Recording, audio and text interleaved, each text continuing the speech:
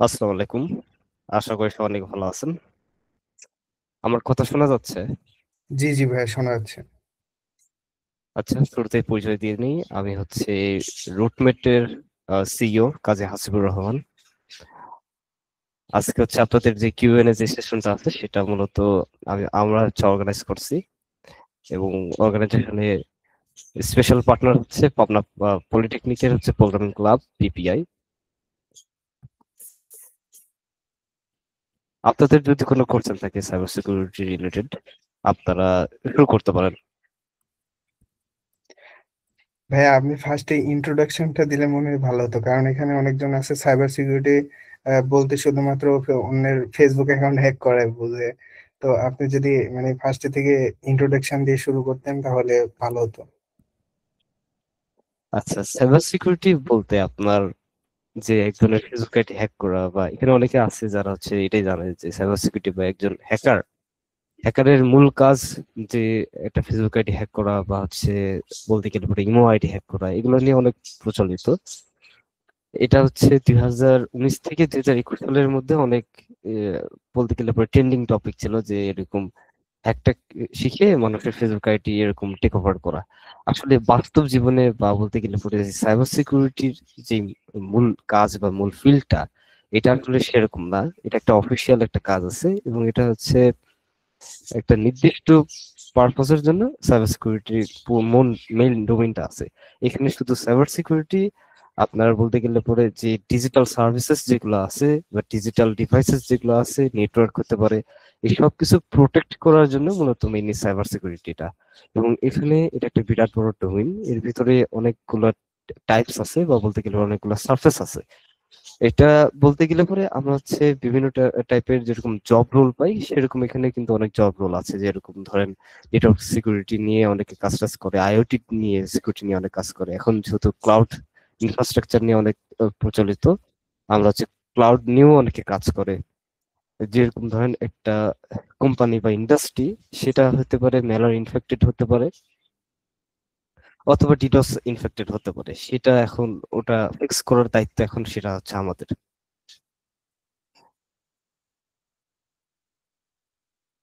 জি জি ভাইয়া, আশা করি সবাই মানে সাইবার সিকিউরিটির প্রাথমিক যে বিষয়টা সেটা জানতে পারছেন। তো এখন অনেকেই মূলত কোশ্চিন থাকে যে ক্যারিয়ার হিসেবে যে ইথিক্যাল হ্যাকিংটা সেটা শিখতে প্রথমে কোন কোন স্কিল লাগবে, লাইক প্রোগ্রামিং লাগবে নাকি সাইবার সিকিউরিটির জব অপরচুনিটিটা কেমন, এই বিষয়ে ভাইয়া যদি বলতেন। আচ্ছা, এখানে ক্যারিয়ার হিসেবে ইথিক্যাল হ্যাকার হিসেবে রোল বলতে গেলে পরে অনেক কিছু আছে, কিন্তু সেখানে অনেক বলতে গেলে অনেক কিছু স্টেপস আছে। সেটা কিরকম? সেটা হচ্ছে ক্যারিয়ার হিসেবে ইথিক্যাল হ্যাকিং বলতে এখানে আমরা বিভিন্ন রোল দেখি। যেরকম ধরেন পেনটেস্টার রোল, যেগুলো হচ্ছে রেড টিম বেসড, সেই সব রোল গুলাই আমরা ম্যাক্সিমাম দেখে থাকি ইথিক্যাল হ্যাকিং হিসেবে। এখন শুরু যে কি বলবেন, এখন আপনার কি কি নলেজ থাকা প্রয়োজন একজন ইথিক্যাল হ্যাকার হিসেবে? কোন কোম্পানিতে চাকরি করবেন বা কোন কোম্পানিতে ইনভলভ হবেন, সেক্ষেত্রে ক্ষেত্রে পরে আপনার কি কি স্কিল সেটের দরকার পড়বে। আচ্ছা, তো সেসব স্কিল সেট বলতে গেলে পরে আপনার শুরুতে প্রোগ্রামিং তো এটা তো জানতে হবে। অনেকে বলবে যে হচ্ছে স্টার্টিং এর ক্ষেত্রে প্রোগ্রামিং জানা দরকার নাই। হ্যাঁ, এটা ঠিক আছে, প্রোগ্রামিং অতটা নেসেসারি না।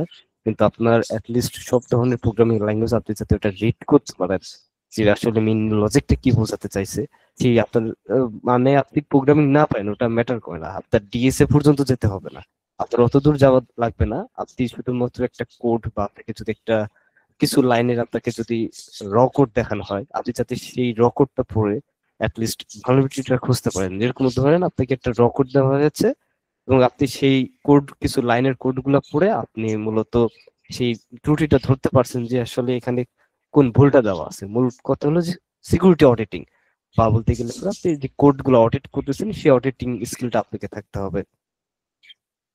সাথে এটা হচ্ছে প্রোগ্রামিং রিলেটেড যে ইস্যুটা। এখানে প্রোগ্রামিং শুরুর দিকে জানাটা অতটা প্রয়োজন নাই। আপনি অন্যান্য স্কিল সেট গুলো শিখতে থাকেন, আপনার প্রোগ্রামিং যখন আপনি নিজে একটু টুকটাক জেনে ফেলবেন, তখন আপনি নিজেই বুঝতে পারবেন যে আপনার এখন প্রোগ্রামিং জানাটা জরুরি কিনা।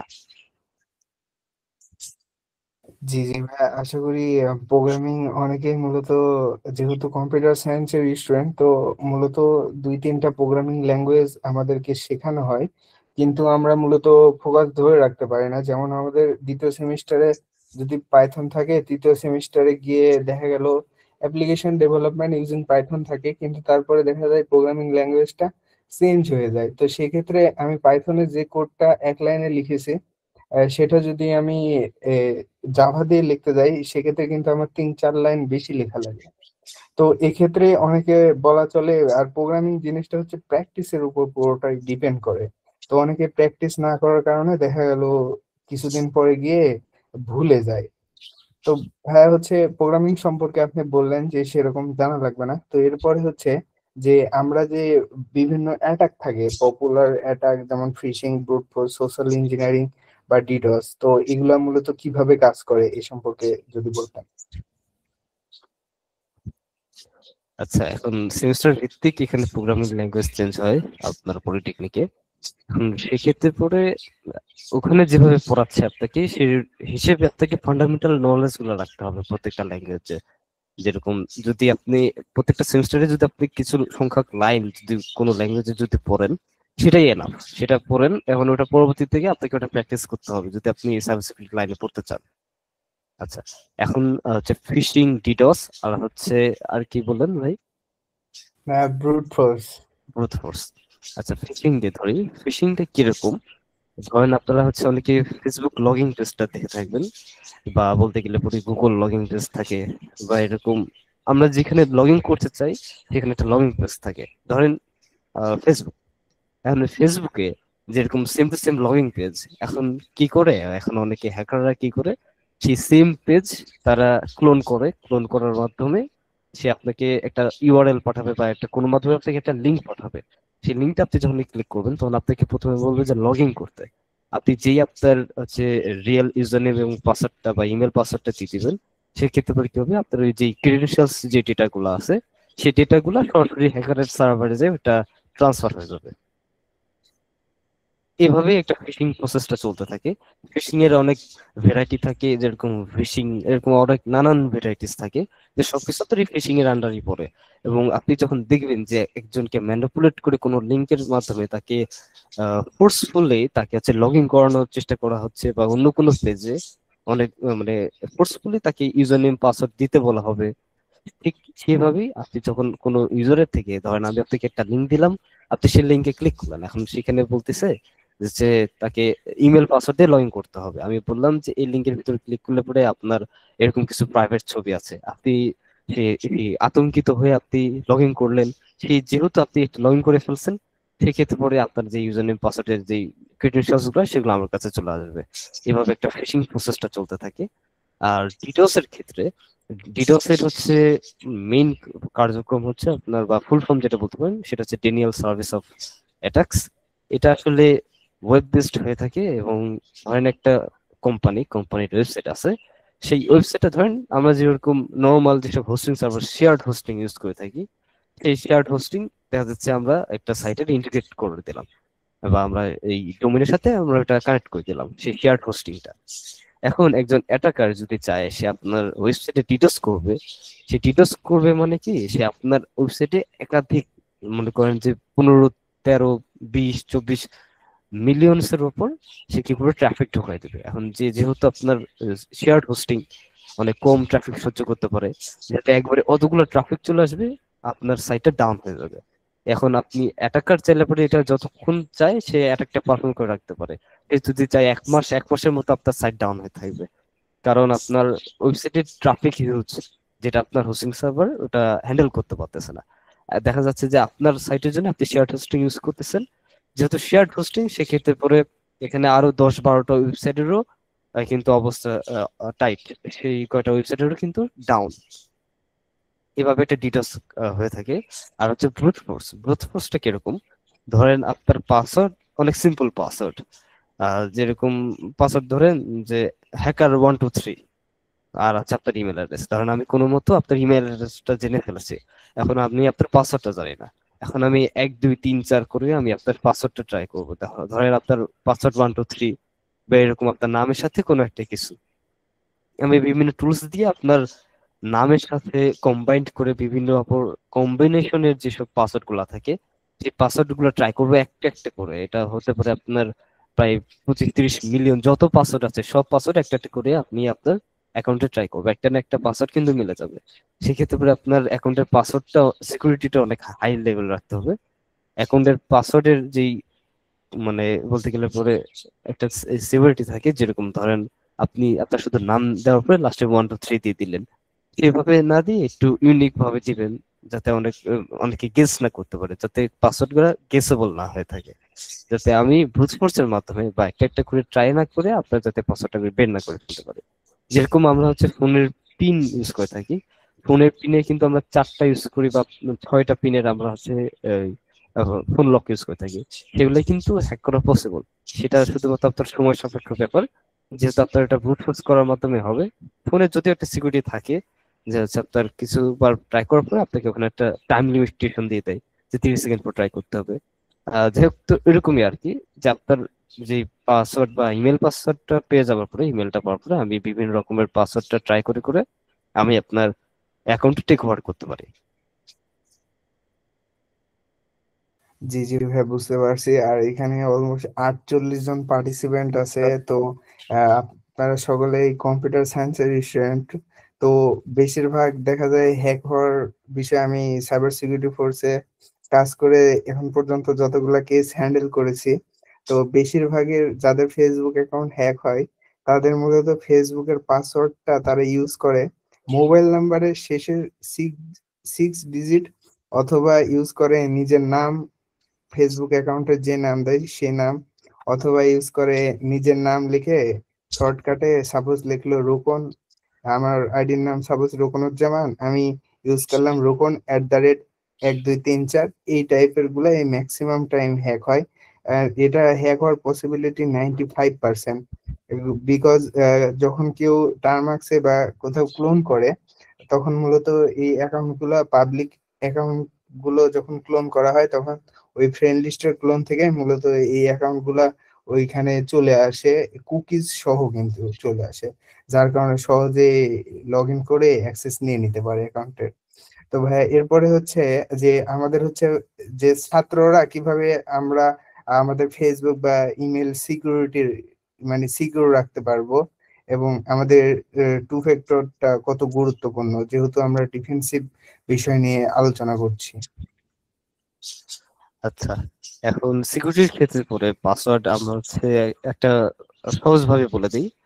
আপনারা হচ্ছে গুগলের একটা পাসওয়ার্ড সাজেশন দেখতে পারেন, যেখানে আপনাকে মানে অনেকগুলা হ্যাশট্যাশ অনেক কিছু আপনার ইউনিক নাম্বার টাম্বার দিয়ে পাসওয়ার্ডটা দেয়। আপনার পাসওয়ার্ডের ক্ষেত্রে এটা সচেতন রাখতে হবে, যেহেতু এটা একটা আপনার অ্যাকাউন্ট টেক ওভার করতে পারে অনেকে। এটা এই ক্ষেত্রে আপনার পাসওয়ার্ডটা রাখতে হবে মনে করেন ফুল অন ইউনিক।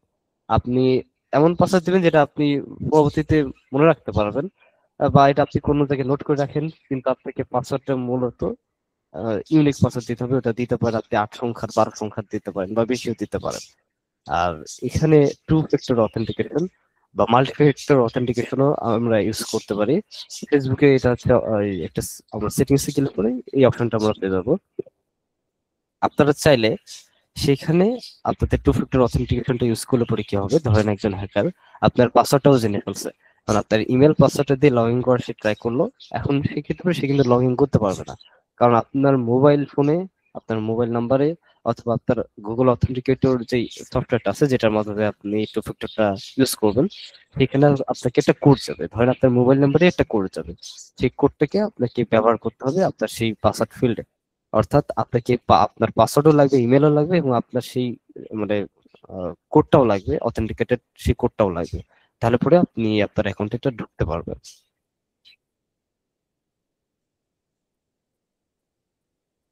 জি জি ভাই, অসংখ্য ধন্যবাদ। তো এরপরে হচ্ছে মূলত আমাদের আসতেছে বাগ বাউন্টি বা সিটিএফ। তো বাগ বাউন্টি শুরু করার জন্য আমরা কোন প্ল্যাটফর্মটা ইউজ করতে পারি? অ্যান্ড ট্রাই হ্যাক মি বলি বা হ্যাক দ্য বক্স, আর কোনটা লার্নিং পার্টটা ভালো, অ্যান্ড কি ধরনের ভালনারেবিলিটি আমাদের প্রথম দিকে বিগিনার লেভেলে ট্রাই করা উচিত? আচ্ছা, তো এটা যেহেতু সাইবার সিকিউরিটি ফিল্ডটা অনেক বড়, সেক্ষেত্রে পরে ভালো হবে ধরেন আপনি ডিফেন্সিভ নিয়ে আগাতে চাচ্ছেন বা রেড টিম নিয়ে আগাতে চাচ্ছেন বা বলতে গেলে পরে পার্পল টিম নিয়ে আগাতে চাচ্ছেন, সেক্ষেত্রে শুরুটা করতে হবে আপনাকে রেড টিম দিয়েই। আপনাকে পেন টেস্টিংটা শিখতে হবে মূলত, যেহেতু আপনি আহ, মানে বিভিন্ন প্ল্যাটফর্মে কাজ করবেন। যেরকম ফ্রিল্যান্সার যারা থাকে তারা তো মাল্টিপল কাজ টাজ করে, যেরকম ধরেন ওয়েব ডিজাইনার বা অনেক লোগো ডিজাইন ডিজাইন অনেক কাজই তারা করে। তারা যেরকম প্ল্যাটফর্ম ইউজ করে ফাইবার আর আপওয়ার্ক, কিন্তু আমাদের ক্ষেত্রে আমাদের পুরো প্ল্যাটফর্ম আলাদা। আমরা প্ল্যাটফর্ম ইউজ করি যেরকম ধরেন ইন্টিগ্রিটি, বাকক্রাউড, হ্যাকার ওয়ান। যেরকম হ্যাকার ওয়ান হইতেছে আপনার টপ ওয়ান, আপনার বাকক্রাউড তারপরে আসে, তারপরে এরকম আরো অনেক নানান প্ল্যাটফর্ম আছে যেখানে আমরা হচ্ছে আমাদের যেই পেন টেস্টিং স্কিলটা আছে সেটা আমরা ওখানে ইউজ করতে পারি। এটা কিরকম, ধরেন আপনি হচ্ছে সাইবার সিকিউরিটি ফিল্ডে যখন আপনি কাজটা শিখবেন, আপনি ধরেন ওয়েব অ্যাপ্লিকেশন পেনিট্রেশন টেস্টিং নিয়ে আগাচ্ছেন, সেক্ষেত্রে পরে আপনি ব্যাকগ্রাউন্ডে আপনি বিভিন্ন প্রোগ্রাম চুজ করতে পারেন। সেখানে আপনার ওপেন এআই থেকে শুরু করে অনেক নামি দামি সব ধরনের কোম্পানি ওখানে পাবেন। আপনি সেই ওয়েবসাইটে বা সেই কোম্পানির প্রোগ্রাম রুলস মেনটেন করে আপনি সেই প্রোগ্রামের উপরে হান্ট করতে পারেন। এই হান্টিং এর ফলে আপনাকে তারা বাউন্টি প্রোভাইড করে। বাউন্টি অর্থাৎ আপনাকে একটা রিওয়ার্ড দিবে। এটা আপনার যে বাগটা আপনি সাবমিট করবেন, সেই বাগের আসলে আপনার ক্রিটিক্যালিটিটা কতটুক, সেই ক্রিটিক্যালিটিটা মেনটেন করে বা ওটা একটা নির্ভর করে তারা আর কি এটা ক্যালকুলেট করে, তারপর আপনাকে সেই একটা বাউন্ডিটা প্রোভাইড করে। আচ্ছা, এখানে আপনি যে শিখবেন, শিখে এটা তো কাজের লাইনটা গেল, এখন আপনি শিখবেন কিভাবে?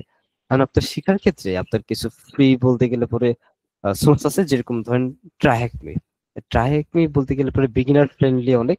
আর ট্রাইহ্যাকমি থেকে আপনি অ্যাটলিস্ট বিগিনার থেকে ইন্টারমিডিয়েট পর্যন্ত আপনি পৌঁছাতে পারবেন। কিছু কিছু ল্যাব বা বলতে গেলে ট্রাইহ্যাকমির কিছু কিছু আপনার রুমস আছে যেগুলো আপনার অ্যাডভান্স লেভেলের। যাই হোক, অ্যাটলিস্ট আপনি বিগিনার থেকে ইন্টারমিডিয়েট পর্যন্ত আপনি ট্রাইহ্যাকমির সাথে কাটাতে পারবেন। এবং আপনি যখন একটু অ্যাডভান্সলি কোনো কাজ টাজ করতে চাবেন, সেক্ষেত্রে পরে আপনাকে হ্যাক দ্য বক্স ইউজ করতে হবে। এই দুইটাই হচ্ছে আপনার লার্নিং এর ক্ষেত্রে অনেক হেল্পফুল। আপনি ট্রাইহ্যাকমিতে যদি সাইবার সিকিউরিটি রোড ম্যাপে যান, এখানে আপনি অ্যাক্টিভিটিসে যাবেন। ট্রাইহ্যাকমি ওয়েবসাইটে গেলে পরে, অ্যাক্টিভিটিসে গেলে পরে এখানে আপনাকে কম্পিউটার সায়েন্সের বেসিক জানতে হবে, যেহেতু আপনারা সবাই পলিটেকনিক স্টুডেন্ট, আপনারা সবাই সিএসটি ব্যাকগ্রাউন্ডের। আপনারা আপনাদের এই জিনিসটা ক্লিয়ার আছে, কম্পিউটার সায়েন্স বেসিক, আপনাদের কম্পিউটার সম্পর্কে এনাফ নলেজ আপনাদের আছে। কারণ সেখান থেকে আপনাদেরকে সাইবার সিকিউরিটি লাইনে ঢুকতে হবে। সাইবার সিকিউরিটির আসলে মূল মূল তত্ত্বটা কি, আপনার যে পি সিকিউরিটি যেগুলো সেকশন আছে সেগুলো কমপ্লিট করতে হবে, সাইবার সিকিউরিটির মেইন ডোমেন গুলা কি, তারপরে আপনাকে সাইবার সিকিউরিটির ফাউন্ডেশন ক্লিয়ার করতে হবে। তারপরে আপনার বিভিন্ন রকমের ক্যারিয়ার স্কিল থাকে, যেরকম আপনি তখন একটা ফাউন্ডেশন ক্লিয়ার করে ফেলবেন, আপনি তখন নিজে জানবেন যে আপনার আসলে কোন লাইনটা আপনার ভালো লাগে। আপনি রেড টিম নিয়ে আগাতে চাচ্ছেন না ব্লু টিম নিয়ে আগাতে চাচ্ছেন, নাকি হচ্ছে আপনি সিকিউরিটি অ্যানালিস্ট হিসেবে আগাবেন বা ইঞ্জিনিয়ার হিসেবে আগাবেন, যেরকম সাইবার সিকিউরিটি ইঞ্জিনিয়ারও আমরা দেখে থাকি। সেই অনুযায়ী আপনি ওখান থেকে রোল কিন্তু ওখান থেকে আপনি চয়েস করতে পারেন। জি জি ভাইয়া। তো এরপরে হচ্ছে যে, যেহেতু বর্তমান এআই রেভলিউশনের যুগ, অর্থাৎ এখন থেকে 5 বছর আগে আমরা যেমন এখন বর্তমানে যেসব এআই ফিচার গুলো আছে, জেমিনি বলি বা গ্রক, এগুলো কিন্তু এখন থেকে 5 বছর আগে আমরা কখনো কেউ কল্পনাই করিনি যে এরকম কিছু একটা আসবে। তো ভবিষ্যতে এআই এবং সাইবার সিকিউরিটি, যেহেতু এআই প্রতিনিয়ত আহ মূলত রেগুলেশনটা বেড়েই চলেছে, তো ভবিষ্যতে সাইবার সিকিউরিটি এর এর ক্ষেত্রে এআই আমরা কিভাবে ব্যবহার করতে পারি, বা এআই সাইবার সিকিউরিটি ইঞ্জিনিয়ার বা সাইবার সিকিউরিটি অ্যানালিস্ট হিসেবে যারা যারা কাজ করবে ভবিষ্যতে, তাদের উপর কি ধরনের প্রভাব ফেলবে এই সম্পর্কে যদি বলতেন। আচ্ছা, এআই কিন্তু সাইবার সিকিউরিটি মার্কেটে ঢুকে পড়ছে। আপনারা যারা একটু এই সাইবার সিকিউরিটি নিয়ে একটু ঘাটাঘাটি করেন, আপনারা দেখবেন যে হচ্ছে হ্যাকারনে এক্সবো নামের একটা এআই কিন্তু আহ, বলতে গেলে আমাদের থেকে ভালো হান্ট করতেছে। এখন এই এআই এর ইম্প্যাক্টটা আসলে আমাদের ফিল্ডে কিরকম পড়বে, বা সাইবার সিকিউরিটি ফিল্ডে আসলে এআই এর ইম্প্যাক্টটা কি? আচ্ছা, এখন এআই আসার পরে আপনার যে কাজটা সুবিধা হয়ে গেছে, আপনি যে কাজটা ম্যানুয়ালি করতেন, যেরকম ধরেন কোড অডিটিং এর কথা আমরা বলছি একটু আগে, যে আপনাকে কোডের লাইন পড়ে পড়ে আপনাকে মূলত যে ত্রুটিগুলো আছে সেটাকে বের করতে হবে, বা ওই কোডের ভিতরে কোন ইস্যুটা আছে সেটাকে আপনাকে খুঁজে বের করতে হবে। সেটা আপনি মূলত এআই দিয়ে ওটা সলভ করতে পারেন। তারপরে একটা হিউম্যান ব্রেন আছে আপনার কাছে, এবং আপনার এই হিউম্যান ব্রেনটা কখনোই এআই রিপ্লেস করতে পারবে না। আপনার কাছে যেহেতু হিউম্যান ব্রেন আছে, তার মানে আপনি অবশ্যই একটা ইউনিক একটা জিনিস। আপনাকে বাগ বের করতে হবে আরো ইউনিক পদ্ধতিতে। যেরকম ধরেন আমি একটা মেথোডলজি ইউজ করি, আমি আপনাকে একটা মেথোডলজি শেয়ার করলাম যে আমি এভাবে এভাবে হান্ট করি। এখন আপনি যদি সেম ওয়েতে হান্ট করেন সেক্ষেত্রে কিন্তু হলো না, কারণ ওইটাতে তো আমি অলরেডি বের করছি। আপনি কি ওই মেথোডলজি দেখা যাচ্ছে আপনি আমারটা দেখলেন আর 10-15 জনেরটা দেখলেন, সবারটা কম্বাইন করে আপনি একটা নিজের মতো করে মেথোডলজিটা তৈরি করলেন। এই মেথোডলজিটাই মূলত আপনার কাজে দিবে। সেই ইউনিক ভাবে আপনি যে বাগটা বের করতেছেন সেই বাগটাই মূলত আপনাকে একসেপ্ট করবে। আর হচ্ছে এআই এর ফিল্ডে আপনাকে এখন আরো দ্রুত কাজ শিখতে হবে, এবং আপনি এআই এর সাহায্যেও কিন্তু সাইবার সিকিউরিটি লার্নিংটা আরো অনেক দ্রুত আগাতে পারেন। দেখা যাচ্ছে যে আপনি কোনো ইস্যু নিয়ে ফেস করতেছেন, যেরকম ধরেন অ্যাক্টিভ ব্যাকটেরিয়া কার্বনস যে টুলটা আছে সেটা নিয়ে আপনি একটু ইন্টারেস্টেড বা আপনি এটা বুঝতেছেন না কারোর মাধ্যমে, আপনি এআই এর মাধ্যমে ওটা মানে বুঝাই নিলেন। আপনি এআই কে বলেন এটা আমি বুঝছি না, এটা আমাকে বুঝাই দাও বা এরকম একটা এক্সাম্পল দাও। এআই এর মাধ্যমে আপনি লার্নিংটাও অনেক ভালোভাবে করতে পারবেন। আর যেটা মূল কথা, এআই কিন্তু এই বাগ বাউন্টি ফিল্ডে কিন্তু ঢুকে পড়ছে। এক্সপো নামের যে এআইটা আছে সেটা কিন্তু অলরেডি কাজ টাজ করতেছে। এটা ঘাটাঘাটি করলেই পাবেন হ্যাকার একটা কাজ করছে। এবং আপনার যেটা কাজ আছে সেটা হচ্ছে যে আপনাকে এক্সপো কাজ করবে, ওর মতো কাজ করবে, দুনিয়া দুনিয়ার মতো চলবে, কিন্তু আপনাকে যেটা করতে হবে আপনাকে ইউনিক পদ্ধতিতে বাগ বের করতে হবে। আমরা 10 জন 10 রকম কাজ করি, আপনাকে বের করতে হবে ইউনিকসিটি। আপনাকে একটা ইউনিক পদ্ধতি যেটাকে অবলম্বন করতে হবে, এবং আপনি ওই ইউনিক পদ্ধতিতে কাজ করে আপনি মূলত আপনার বাগটা বের করবেন। জি জি ভাইয়া, অসংখ্য ধন্যবাদ। তো এরপরে হচ্ছে যে আমরা যেহেতু মূলত ইথিক্যাল হ্যাকিং নিয়ে যেহেতু আমরা কাজ করতেছি, তো দেখা যায় বাংলাদেশে ম্যাক্সিমাম হ্যাকিং বলতে গেলে অবৈধ। তো বাংলাদেশে মানে কোন কাজ করলে সাইবার ক্রাইম হিসেবে আমরা আহ মানে পুলিশ আমাদেরকে ধরতে পারে, এই ধরনের যদি কিছু বলতেন।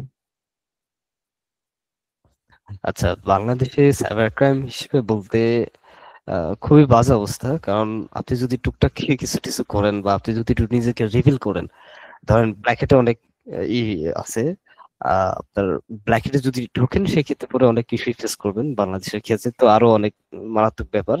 আপনি যদি কেউ জানে যে বা প্রশাসন যদি জানে যে আপনি ব্ল্যাক নিয়ে কাজ করতেন বা আপনি কাজ করেন করেন যদি জানে, তাহলে পরে তো অনেক প্যারা। আর যদি জানে যে করছেন তাহলে পরে নানান ঝামেলায় আপনাকে টানবে। আপনার এখানে থানায় যেতে হবে, ওখানে থানায় যেতে হবে। একজন পরিচিত আছে আমার যে আর কি একটু নিয়ে ধরা টরা খাইছিল। সে এখন বলতে গেলে পরে যেই ঝামেলাই হয় না কেন তাকে নিয়ে হ্যারাস হতে হয়, এখানে থানায় যেতে হয়, ওখানে ধরতে হয়। যাই হোক, এখন আপনি কি কাজ করলে পরে আপনাকে ধরবে, কি কাজ করলে আপনাকে ধরবে না। এখন ধরেন আপনি যেসব আমি কথা বললাম যে বাকক্রাউড বা হ্যাকারওয়ান, এইসব কোম্পানি যেগুলা কিন্তু লিস্টিং করা আছে যে তোমরা আসো আমার ওয়েবসাইটটাকে হ্যাক করো এবং তার বদলে তোমরা বাউন্টি নিয়ে যাও।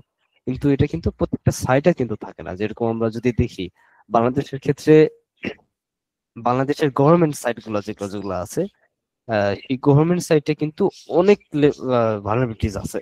এবং গভর্নমেন্টের যেসব ওয়েবসাইট গুলো আছে সেগুলো অনেক পুরাতন সার্ভিস ইউজ করে, অনেক পুরাতন আপনার মেশিনারি ইউজ করে, যে কারণে কি হয় ওটা কিন্তু এফেক্টেড দ্রুত হয়ে যায়। এখন সেক্ষেত্রে পরে যদি আপনি ওইটা নিয়ে তাদেরকে রিপোর্ট পর্যন্ত করেন, তারা কি করবে আপনাকে বলবে যে আপনি আপনাকে করতে বলছে কে। এখন সেই হিসাবে আপনাকে নিজের মতো করে থাকতে হবে, যাতে আপনি এসব দেখা যাচ্ছে ভুলবশত কোনো গভর্নমেন্ট সাইট বা বলতে গেলে নিজের আইপি টাইপি এগুলা অনেক সাবধানতার সাথে থাকতে হবে। যদি আপনি ব্ল্যাকের কাজ করেন সেক্ষেত্রে তো আপনাকে অবশ্যই একটা ভালো লেভেলের নলেজ রাখতেই হবে, নাহলে পরে আপনি ওখানে টিকতে পারবেন না। আর বাংলাদেশের ক্ষেত্রে বাংলাদেশের ওয়েবসাইটে ডিডোস বা বলতে গেলে পরে এসব যেসব কাইন্ড অফ অ্যাটাকস গুলা আছে সেগুলো থেকে বিরত থাকেন। তারা যদি বুঝতে পারে যে না আপনার আইপি খুঁজে পাওয়া গেছে বা আপনার এই রিলেটেড আপনি কিছু ঘাটাঘাটি করতেছেন, সেক্ষেত্রে পরে আপনাকে কিন্তু তারা হ্যারাস করবে। ধন্যবাদ ভাইয়া। তো এ পর্যায়ে হচ্ছে মানে যারা ইথিক্যাল হ্যাকিং বা মূলত অ্যাটাকিং নিয়ে কাজ করে, তারা কি কোন ধরনের মিস্টেক করে যার জন্য তারা পুলিশ কেসে জড়াতে পারে?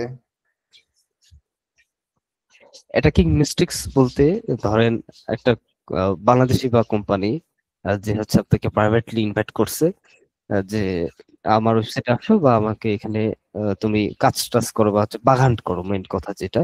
এখন ধরেন আপনাকে পাখান্তিকের জন্য ইনভাইট করলো, অবশ্যই তাদের প্রোগ্রামের পলিসিতে থাকবে যে কি কি করা যাবে কি কি করা যাবে না। ধরেন আপনি এক কাজ করলেন যে আরসি থ্রুতে আপনি সেই ওয়েবসাইটের সার্ভার অ্যাক্সেস নিলেন, সেই সার্ভারে আপনি ঘাটাঘাটি করতেছেন, সেই সার্ভারের ক্রিডেনশিয়ালস ইনফরমেশন লগ টক নিয়ে আপনি ঘাটাঘাটি করতেছেন, বা বলতে গেলে পরে যে আপনি আসলে কিউরিসিটির জন্য আপনি একজনের ইনফরমেশন নিয়ে আপনি লিক করে দিলেন, বা এই যেসব কিউরিসিটির জন্য আমরা যেসব ভুলভাল কাজ যেগুলো করে থাকি, সেই কাজের ক্ষেত্রে এখন আপনার কোম্পানি যদি জেনে ফেলে যে না আপনি এরকম ইনফরমেশন আপনি লিক করে ফেলছেন, বা যে ইনফরমেশনটা লিক হয়েছে সেটা যদি সেই কোম্পানিটা জানে, সেক্ষেত্রে কিন্তু আপনাকে দোষ দিবে, বা এখানে কিন্তু আপনারই ভুলটা ধরবে, কারণ আপনি এটা লিক করছেন।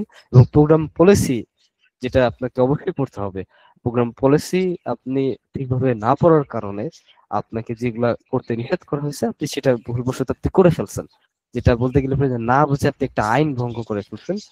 এরকম যদি কাজ করে থাকেন সেক্ষেত্রে পরে আপনাকে অবশ্যই এরকম মানে হ্যাসেল ফেস করতে হবে। জি জি ভাইয়া, অসংখ্য ধন্যবাদ। তো এ পর্যায়ে আমরা প্রায় অলমোস্ট সবগুলো টপিক নিয়ে আলোচনা করেছি। এরপরে আমাদের যে কোর্সটা আছে, কোর্সের ইন্ট্রোডাকশন দেওয়া হবে। তো ভাইয়া হচ্ছে এই পর্যায়ে যাদের কোশ্চিন আছে আপনারা কাইন্ডলি হ্যান্ড রাইজ করেন, আমরা কোশ্চিন নিব। কারো যদি কোনো কোশ্চিন থাকে হ্যান্ড রাইজ করেন, আমরা পারমিশন দিলে দেন আনমিউট করে কোশ্চিন জিজ্ঞাসা করতে পারেন।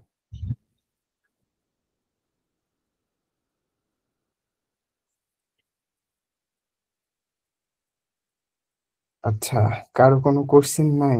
মানে সবাই আশা করি তাহলে ভালোভাবে বুঝতে পারছেন, যেহেতু কারো কোনো কোশ্চিন নাই। তাহলে ভাইয়া আচ্ছা, প্রথমে ধন্যবাদ জানাই যে রুটমেট প্রোগ্রামিং ক্লাব পিপিআই এবং পাবনা পলিটেকনিক কম্পিউটার সায়েন্স স্টুডেন্টদের জন্য একটা কোর্স নিয়ে এসেছে সাইবার সিকিউরিটি, যে একটা ট্রেনিং প্রোগ্রাম। তো এখানে কয়েকটা মডিউল রয়েছে। তো ভাই আপনি যদি মডিউল গুলো সম্পর্কে একটু আমাদের দেখাতেন ভালো হতো। আচ্ছা, এই স্ক্রিনশটের অপশনটা করো, অ্যালাউ করো, আমি দেখা দিচ্ছি।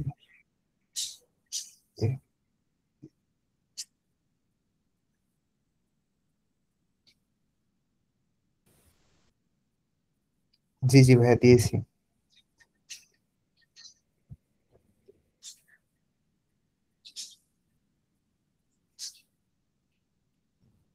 আচ্ছা, আর এখানে যারা যারা উপস্থিত আছেন তাদেরকে একটা মেসেজের লিংক দিয়ে দিব, ওইখানে আপনারা রেজিস্ট্রেশন ফর্মটা পূরণ করে দিবেন। এখন দিয়ে রাখতেছি, আপনারা ক্লাস শেষেও ওইটা পূরণ করে দিতে পারেন।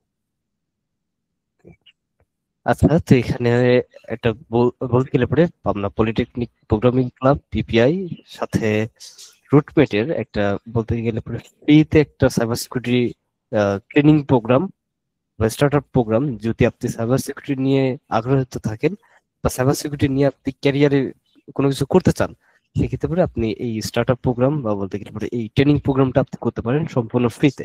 এটা শুধুমাত্র পাবনা পলিটেকনিকদের জন্য অ্যাভেলেবল। এটা শুধুমাত্র পাবনা পলিটেকনিক স্টুডেন্ট যারা সিএসটি ডিপার্টমেন্টে অ্যাভেলেবল আছে বা সিএসটি ডেভেলপমেন্ট ডিপার্টমেন্টে পড়াশোনা করছেন, তাদের জন্য এই পুরো কোর্সটা। এই কোর্সের আমরা সিলেবাসটা দেখছি যে এই কোর্সের ভিতরে কি কি থাকছে এবং আমরা কি কি শিখতে পারবো। সম্পূর্ণ ফ্রিতে থাকবে কোর্সটা, আবারও বলছি।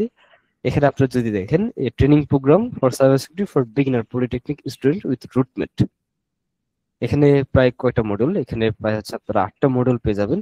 এবং এই সেই মডিউলের ভিতরে কি কি থাকবে, মডিউল 1-এ থাকবে আপনার ইন্ট্রোডাকশন, এবং এখানে থাকবে আপনার 4টা ক্লাস। এখানে প্রথম ক্লাসটা হবে আপনার লাইভ হবে, এখানে ওভারভিউ সহ কোর্স অবজেক্টিভ আপনাকে বোঝাই দেওয়া হবে, কি কি কিভাবে কোর্সটা মেনটেন করবেন, আপনি কি কি কবে কবে ক্লাস আসবে, কিভাবে আপনি ক্লাসগুলা করবেন, সমস্ত কিছু আপনাকে এই মানে ডে 1-এ কমপ্লিট করে দেওয়া হবে। সমস্ত কোশ্চেনও আপনি চাইলে পরে ডে 1-এ আপনি এটা কমপ্লিট করে নিতে পারবেন। দ্বিতীয় নম্বর ক্লাসে আমরা হচ্ছে আমাদের যে সিস্টেমটা, সেই সিস্টেমটা আপগ্রেড করব। আমাদের যে কাজ টাজ করবো, আমরা যেই মানে ইথিক্যাল হ্যাকিং এ বা হচ্ছে আমরা সাবসিকিউরিটি ফিল্ডে আমাদের যে সেট আপ আমাদের দিতে হবে, সেই সেট আপটা আমরা মূলত ডে নাম্বার 2-তেই দিয়ে দেবো। 3 নম্বর ক্লাসে আমরা হচ্ছে ইন্টু কালি লিনাক্স নিয়ে আমরা আলোচনা করব। 4 নম্বর ক্লাসে আমরা কমান্ড লাইন বেসিক্স নিয়ে আমরা একটু কিছু আলোচনা করব। এখানে আমরা সিএলআই বা কমান্ড লাইন ইন্টারফেস নিয়ে আমরা একটু পরিচিত হব। এটা হচ্ছে গেল আমরা যে টুকটাক ইন্ট্রোডাকশন ক্লাস।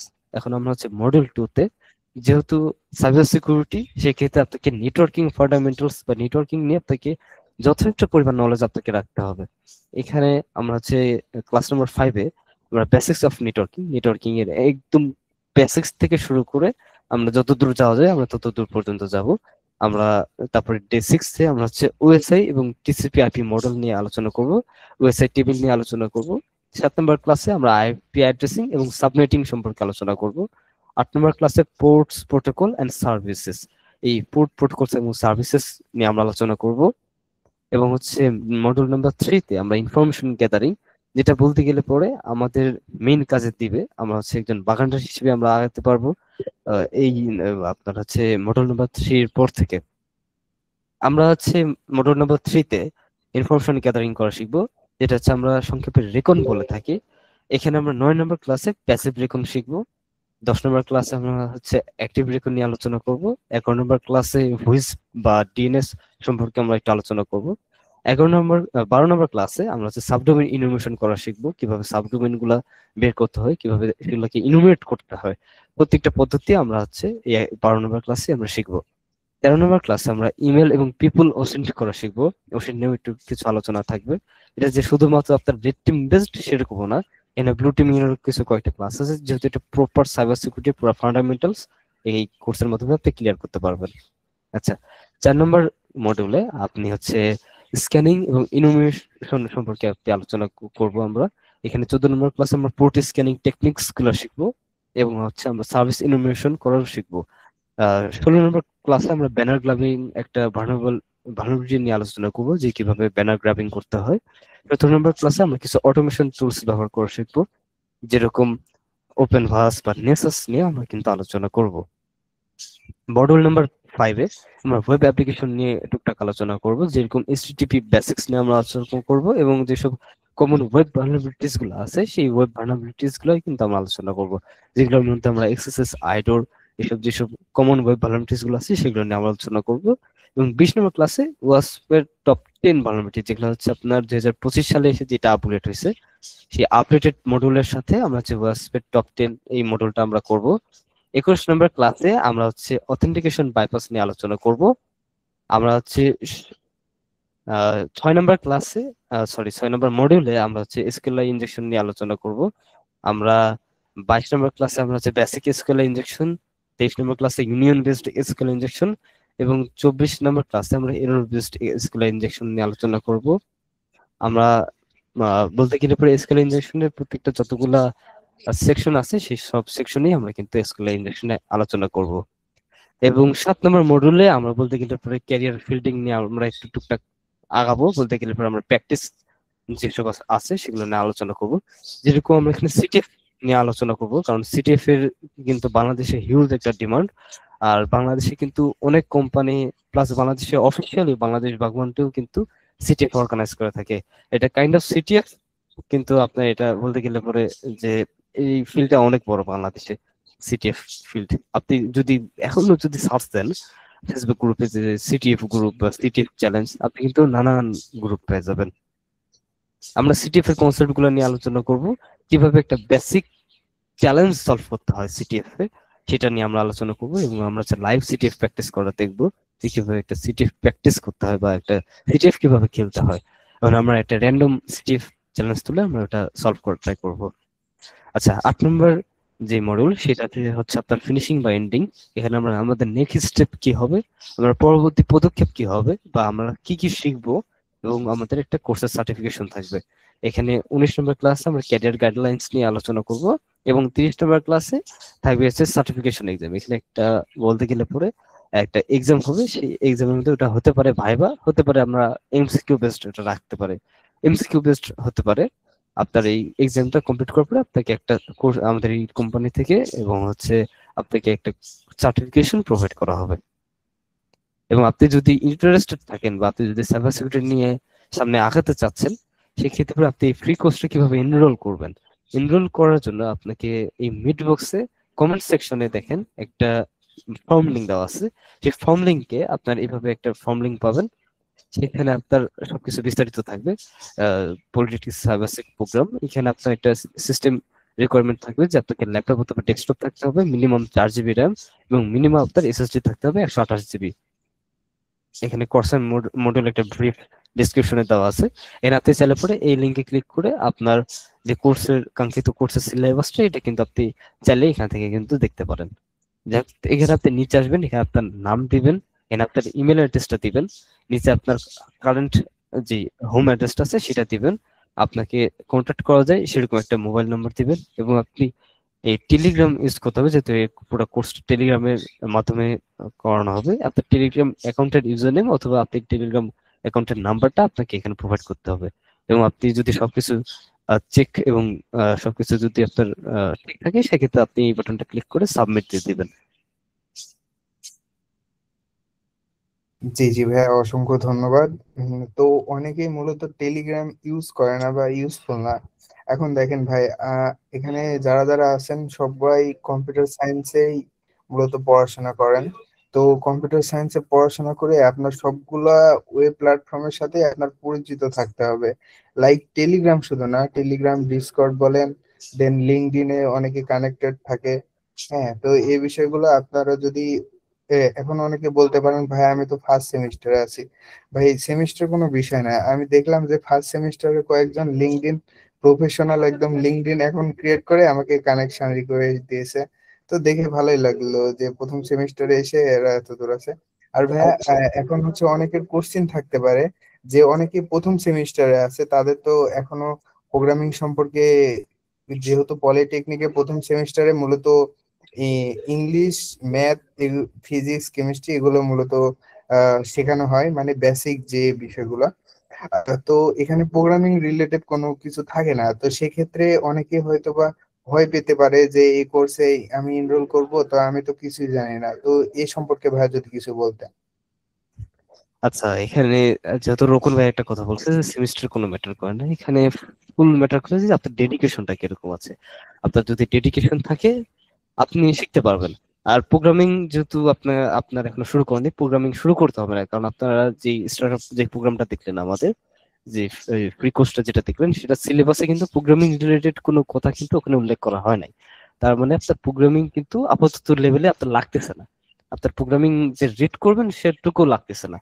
আপনি প্রোগ্রামিং আপনার সেমিস্টার ভিত্তিক যেভাবে আপনাকে পড়াচ্ছে, আপনি সেই প্রোগ্রামিং গুলো আপনি ভালোভাবে গ্যাদার করেন, সেগুলো নিয়ে একটু ভালোভাবে পড়াশোনা করেন। আপনি যেটা পড়াশোনা করবেন ওটা মনোযোগ দিয়ে পড়াশোনা করবেন, যে প্রোগ্রামিংটা শিখবেন সেটা যাতে ভালোভাবে আপনার কনসেপ্টটা বা লজিকটা যাতে আপনার ক্লিয়ার থাকে।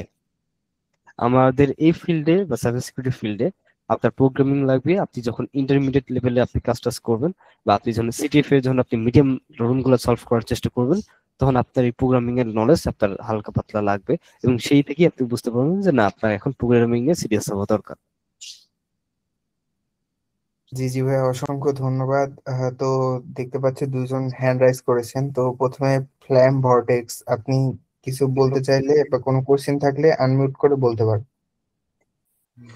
ভাইয়া আমার একটা মানে প্রশ্ন ছিল যে এসকিউএল যদি আমি এই মানে এসকিউএল এর প্র্যাকটিস করার জন্য যদি অন্য দেশের কোনো ওয়েবসাইটে মানে এসকিউএল মেরে মেরে প্র্যাকটিস করি, এটাতে কোনো পুলিশের কোনো কেস হতে পারে বা কোনো কেস হতে পারে নাকি, এটা আমার জানার ই ছিল আর কি। এটা আচ্ছা আচ্ছা। এখন যেহেতু আপনার আনঅথেন্টিকেটেড, আপনি সেই কোম্পানি থেকে আপনি পারমিট না, সেক্ষেত্রে এটা ইউজ বলতে গেলে ইথিক্যালের দিক থেকে না করাই ভালো। এখন যদি দেখেন যে এইটা নিয়ে অনেক গ্রুপে চ্যালেঞ্জ হয়, বিভিন্ন ফেসবুক গ্রুপে অনেক চ্যালেঞ্জ হয়, এটা হচ্ছে অনেকে ইতে নিয়ে আপনার চ্যালেঞ্জ করে, স্কুলে চ্যালেঞ্জ গুলা করে। আপনি চাইলে টেস্টিং বা আপনি চাইলে শিকার পারপসে চাইলে করতে পারেন, কিন্তু ওয়েবসাইট দিয়ে হার্ম করা। না মানে আমি আমি ধরেন ওই এই এসকিউএল মারলাম কিন্তু কোনো হার্ম করলাম না, এমনি মানে অ্যাক্সেস করে রেখে দিলাম, মানে এমনি শুধু এসকিউএল প্র্যাকটিস করার জন্য আর কি। সেক্ষেত্রে পরে আপনি ইউজ করতে পারেন, তারপরে আপনার প্রত্যেকটা ওয়েবসাইটের জন্য এটা প্রযোজ্য না। যদি ধরেন আপনার কোনোভাবে কোনো আইপি মানে ধরা পড়ে, গভর্নমেন্ট ওয়েবসাইট বাদে এমনি যেগুলো ওয়েবসাইট আছে সেইগুলোর কথা বলতেছি। গভর্নমেন্ট বাদে আপনি চাইলে টেস্টিং এর ক্ষেত্রে আপনি ইউজ করতে পারেন। এখন দেখা যাচ্ছে অন্যান্য কোম্পানি যদি ওটা গভর্নমেন্টলি কোনো আইনগত যদি কোনো অ্যাকশন নেই, সেক্ষেত্রে বিপদে পড়তে পারেন। তাছাড়া আপনি এমনিতে ইউজ করেন, কোনো সমস্যা নেই, ওভাবে কেউ আসলে খেয়াল করে না বিষয়গুলো, যদি যতক্ষণ আপনি হার্ম করতেছেন। হুম হুম, আচ্ছা ধন্যবাদ। ওকে, তো এরপরে হচ্ছে এমডি তামিম, আপনি আপনার কোশ্চেনটা করতে পারেন। আসলে ভাই আমি যেটা বলতে চাচ্ছিলাম যে আপনারা যে কোর্সটা এখন রানিং করতে চাচ্ছেন, আমরা অনেকেই মানে এখানে অধিকাংশই আছি আমরা ফার্স্ট সেমিস্টার। তাই ভাবতেছি অনেকের হয়তো ডেস্কটপ অথবা ল্যাপটপ অনেক কিছু নাই, হয়তো আছে, অনেকের কম আছে। আর আমাদের যেহেতু ডিসেম্বরের পরে মানে অর্থাৎ জানুয়ারিতে পরীক্ষা শুরু, ফার্স্ট সেমিস্টার শেষ, অর্থাৎ সেকেন্ড সেমিস্টার থেকে আমাদের বিভিন্ন এই ল্যাঙ্গুয়েজ আছে আর অনেক কিছু এসব হালকা পাতলা শুরু হয়, যেহেতু পাইথন মাইথন আছে, সেক্ষেত্রে আমরা অনেকেই দ্বিতীয় সেমিস্টার থেকে ল্যাপটপ কেনার পরিকল্পনা করতেছি। সুতরাং এই কোর্সটা যদি একটু পিছানো যেত এক দেড় মাসের মতো, তাহলে হয়তো অনেকেই মানে কিনতে পারতো বা অনেকে একটা হইতো, আমি যেটা মনে করতেছি আর কি। না, কোর্সটা সম্পূর্ণ ফ্রি থাকছে। আপনি চাইলে পরে এটা এখন আপনার কোর্সটা এনরোল করতে পারেন। আমরা কোর্সটা শুরু করব পরীক্ষার পরে। আবার আপনাদের সেমিস্টার শেষ হোক, আপনাদের সেমিস্টার পরীক্ষাটা শেষ হোক, আপনারা তারপরে কোর্সটা স্টার্ট করতে পারেন। এখানে যেহেতু পলিটেকনিক স্টুডেন্টরা থাকবে, সেক্ষেত্রে আপনাদের মতামতই যথার্থ, আপনাদের মতামতই থাকবে এখানে সর্বশীর্ষে। জি জি, আচ্ছা আচ্ছা, আর আপনি আরেকটা যেহেতু কথা বললেন যে ল্যাপটপ বা আপনার ডেস্কটপ নেই, তো সেক্ষেত্রে যেহেতু এখানে রেকর্ডেড ক্লাসগুলো থাকবে এন্ড কম্পিউটার সায়েন্সে আমি মনে করি যে ভর্তি হওয়ার আগেই মূলত আপনাদের যে বেসিক কম্পিউটার স্কিল গুলো থাকে বা কোর্স গুলো থাকে 3 মাসের বা 6 মাসের, যেমন কিভাবে ব্রাউজ করতে হয় বা মাইক্রোসফট এক্সেল পাওয়ার পয়েন্ট, এই বিষয়গুলো নিয়ে আপনারা এসএসসির পরে যে টাইমটা ফাঁকা থাকে ওই ফ্রি টাইমটাতে আপনারা যদি করতেন, তাহলে দেখা যেত এখন এসে আপনাদের ল্যাপটপ বা পিসি থাকতো। হ্যাঁ, তো এখন যেহেতু আপনারা বলতেছেন নাই, তো এখানে অনেকেই আছে যারা চতুর্থ পর্বে বা ষষ্ঠ পর্বের পরীক্ষা দিবে। তো দেখা গেল তাদের মধ্যেও অনেকে এখন পর্যন্ত কিনতে পারেনি। ওরা বলে যে পরের সেমিস্টারে কিংবা পরের সেমিস্টার, এভাবে করতে করতে কিন্তু তারা চতুর্থ বলেন বা ষষ্ঠ পর্বে চলে এসেছে। এখন যদি আপনি আপনার ফ্যামিলিকে সাপোজ আপনি আপনার বাবার কাছ থেকে 500 টাকা বলেন যে আব্বু আমাকে 500 টাকা দাও, এখন উনি যদি সরাসরি আপনার হাতে টাকা দেয়, তাহলে কি করবেন? আপনি সাপোজ ওই টাকাটা খেয়ে নিলেন, ঘুরে ফিরে শেষ করে ফেললেন। কিন্তু উনি যদি আপনাকে এইভাবে টাকাটা দেয় যে টাকা একটা ঘরের কোনো একটা জায়গায় লুকায় রেখেছে, বললো তুমি খুঁজে নাও। হ্যাঁ, তখন কি করবেন? আপনি তো ঘরের কোন জায়গায় কি আছে খুঁজে খুঁজে বের করে সবকিছু দেখবেন। আপনারা যেহেতু, তাহলে কি হবে, তখন আপনি টাকাটা যখন 1-2 ঘন্টা খোঁজার পরে পাবেন, তখন আপনি টাকাটার মর্মটা বুঝতে পারবেন। তো বাঙালি একটা কথা আছে যে সহজে কোনো কিছু পেলে তার মর্ম বুঝে না।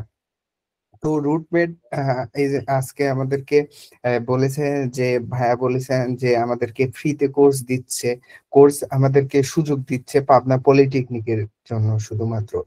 তো ভবিষ্যতে এই ধরনের কোর্স প্রোগ্রামিং ক্লাব আরো নিয়ে আসবে, কিন্তু সবগুলো কোর্সে যে সবাই ফ্রিতে এনরোল করতে পারবে তাই নয়। এই কোর্স যেটা রয়েছে, এই বেসিক মডিউলটা আপনি যদি অন্য লাইক সাইবার, সরি, ও অন্য অন্য যে এজেন্সি গুলো আছে, ওরা কিন্তু অনেক টাকা দিয়ে সেল করতেছে, লাইক 7,000, 15,000, 20,000 টাকা এই সেম মডিউল, কিন্তু এর সাথে আরো কিছু অ্যাড করে জাস্ট।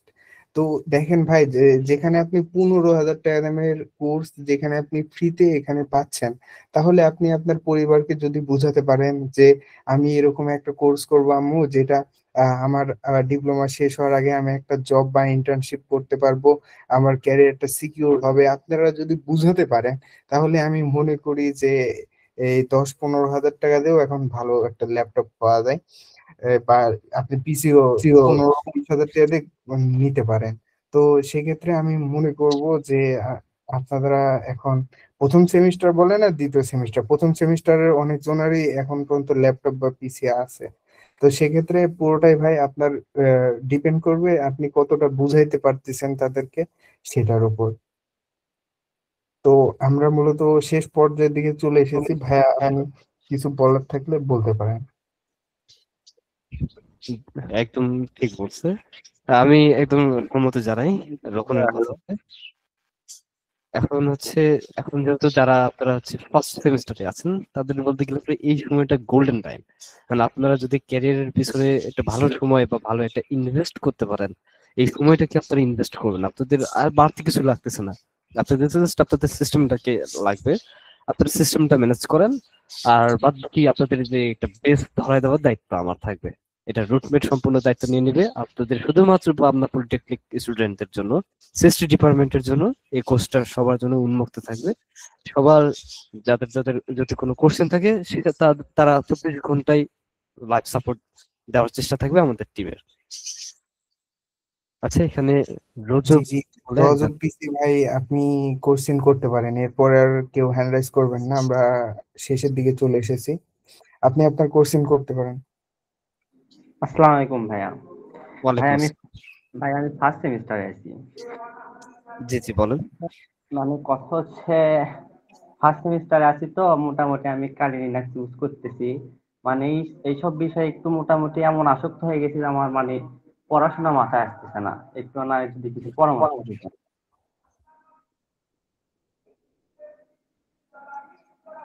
ভাই আমার কথা কি বুঝতে পারছেন? জি জি আরেকবার বলেন প্লিজ। মানে বলতেছি আমি ফার্স্ট সেমিস্টারে আছি। জি মোটামুটি মোটামুটি আমার graphics design, digital marketing, computer basic এদিক আরো মানে মোটামুটি অনেক কিছুই মোটামুটি কিছু জানা আছে। মানে এইসব বিষয়ে এতটাই মানে আসক্ত হয়ে গেছি, পড়াশোনাটা আসলে এই সময় ভালো লাগতেছে না। যদি কিছু পরামর্শ দিতেন। আচ্ছা, পরামর্শ বলতে এখানে একটা বিষয় নিয়ে ডেডিকেটেড থাকতে হবে। যদি আপনি গ্রাফিক্স ডিজাইন নিয়ে অনেক ভালো আগায় থাকেন সেক্ষেত্রে পুরো আপনাকে ওই ফিল্ডটাই ধরতে হবে।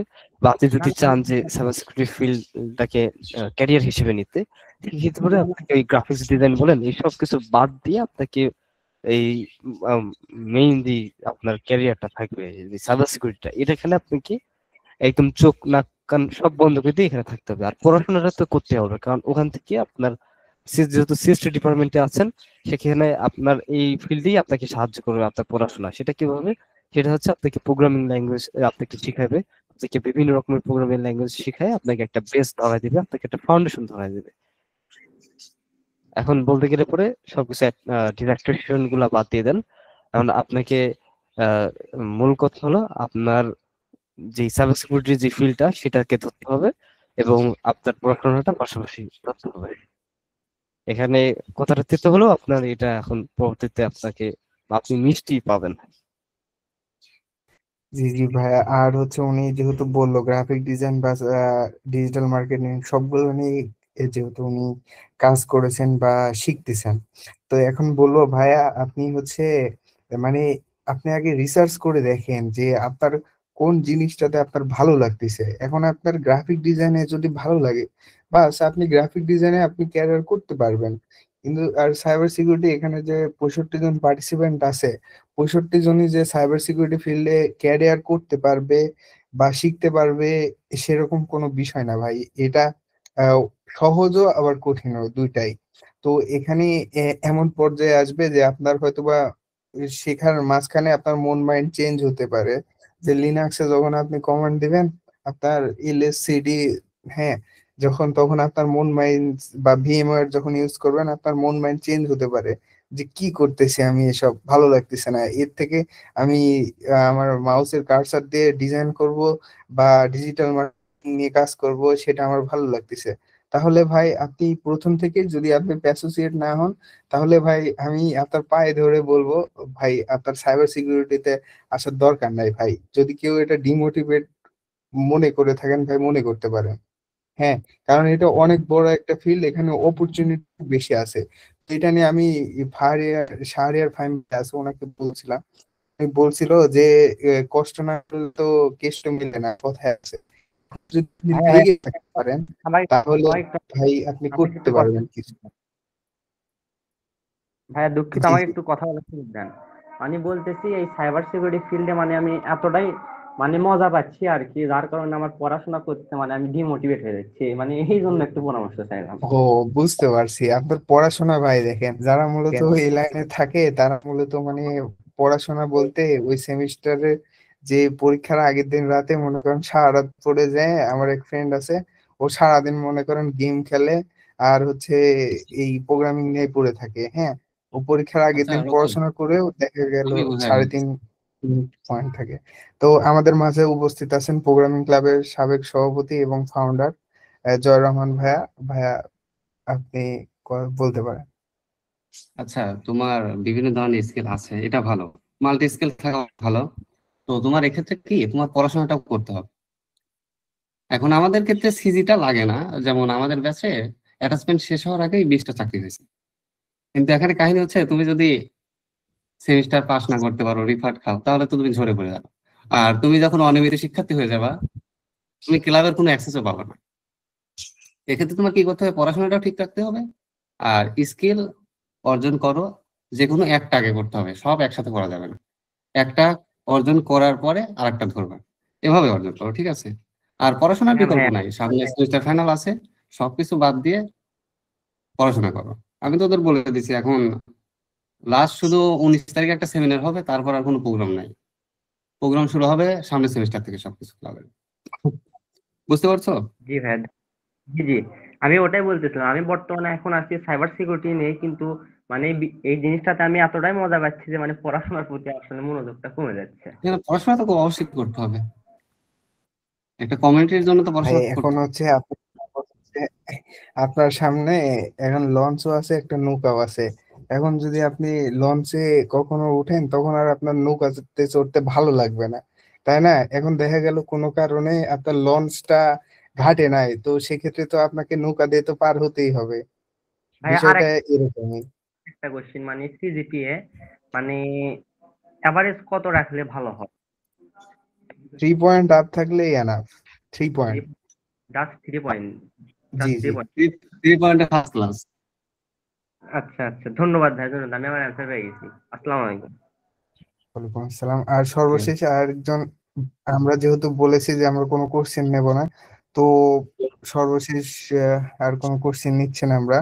তো অসংখ্য ধন্যবাদ কাজী হাসিবুর রহমান ভাই, রুটমেটের সিও, এন্ড আমাদেরকে যে এত প্রিমিয়াম কোর্স ভাইয়া উনি দিচ্ছেন। আমি আশা করব কম্পিউটার সায়েন্সের সকল স্টুডেন্টরা, যারা যারা ভবিষ্যতে সাইবার সিকিউরিটি নিয়ে কাজ করতে আগ্রহী, তারা এখানে এনরোল করবেন এবং ভালো একটা রেজাল্ট পাবেন আশা করি। তো সর্বশেষ ভাইয়া, আপনার যদি কিছু বলার থাকে আপনি বলে দেন, আমরা শেষ করতে পারি। আচ্ছা, তো সর্বশেষ কথা আমার একটাই, যেহেতু সাইবার সিকিউরিটি ফিল্ড, কম্পিউটার যে ফিল্ডটা আছে, কম্পিউটার সিকিউরিটি বা বলতে পারেন যে কম্পিউটার সায়েন্স, এই কম্পিউটার সায়েন্সের সর্বশীর্ষে একটা সাইবার সিকিউরিটি।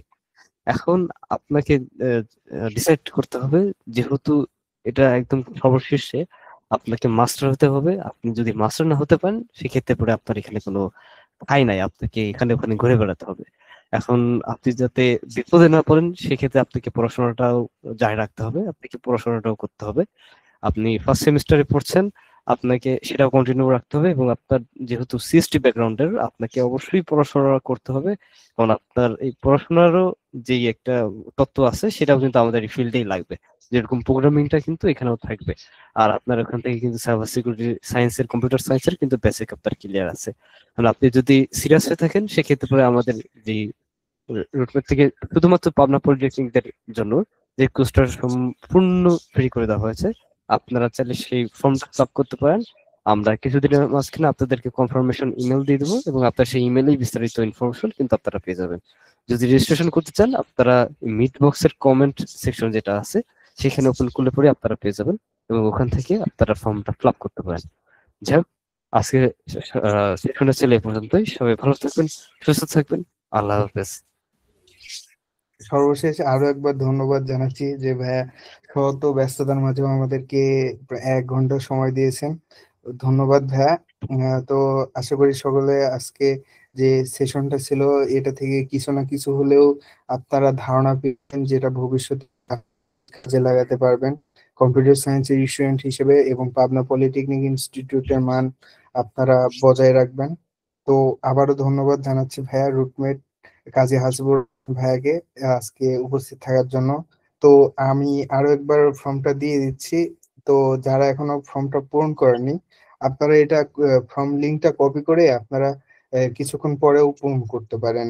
কজ পরবর্তীতে আর কোনো ফর্ম ফিল আপ করার সুযোগ থাকবে না, যেহেতু আমরা এটা পাবলিক করব না। অর্থাৎ যারা যারা এই সেশনটিতে শুধুমাত্র তারাই যেন এই কোর্সটিতে অংশগ্রহণ করতে পারেন, এই জন্য মূলত।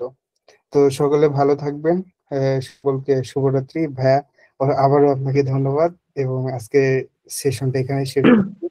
ধন্যবাদ সবাইকে। হ্যালো ভাইয়া, এরকম ভাইয়া বলতেছি এখান থেকে তো ভাই আমি হচ্ছে লিঙ্কটা পূরণ করতে পারতেছি না।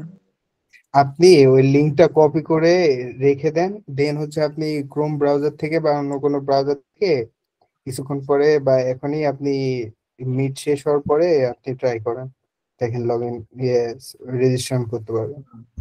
দরকার হয় স্ক্রিনশট নিয়ে রাখেন, পরবর্তীতে এটা ওপেন করে ভাইয়া সরি ভাইয়া খুব কথা বলার জন্য। ভাইয়া হচ্ছে লিঙ্কটা তো কপি হচ্ছে না ভাইয়া। আচ্ছা লিঙ্ক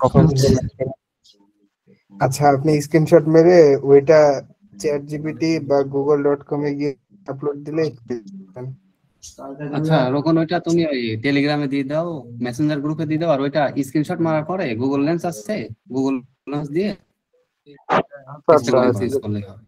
ঠিক আছে ভাই, আমি ঠিক আছে ভাই, আমি এটা ব্যবস্থা করব। স্ক্রিনশট মেরে নিজে নিজে টাইপ করে অথবা চ্যাট কে দিয়ে ওই লিংকটা নিজেই লোক করেন, কারণ আমরা এটা পাবলিক করতে যাচ্ছি না, কারণ যারা আজকে সেমিনারে যারা কিছু জানলোই না শুনলোই না তাদের কি জন্য আমরা অ্যাক্সেস দেব, যে এখানে 54 জন ইতিমধ্যে পার্টিসিপেন্ট আছে, তো আমরা চাচ্ছি 54 জনের মধ্যে থেকে যারা যারা আছেন শুধু তারাই যেন অংশগ্রহণ করে। ধন্যবাদ হাসিবুল ভাইয়া। তো আমরা এখানেই আজকে শেষ করছি। ধন্যবাদ সবাইকে। আসসালামু আলাইকুম। ভাইয়া লাস্ট ওই হচ্ছে ভাইয়া যে লিঙ্কটাতে আমরা কি একটা ফর্ম পাবো? আচ্ছা হ্যাঁ আচ্ছা আচ্ছা আরেকটা কথা বলে রাখি, যাদের যাদের সমস্যা হচ্ছে তারা programming club prepare official Facebook পেজে তারা মেসেজ করবেন যে আমি উপস্থিত ছিলাম, তাহলে তাদেরকে লিংক দেওয়া হবে। ঠিক আছে, ওকে ভাইয়া, থ্যাংক ইউ ভাইয়া, থ্যাংক ইউ। ধন্যবাদ সবাইকে, সকলকে শুভরাত্রি। আসসালামু আলাইকুম। ওয়ালাইকুম আসসালাম।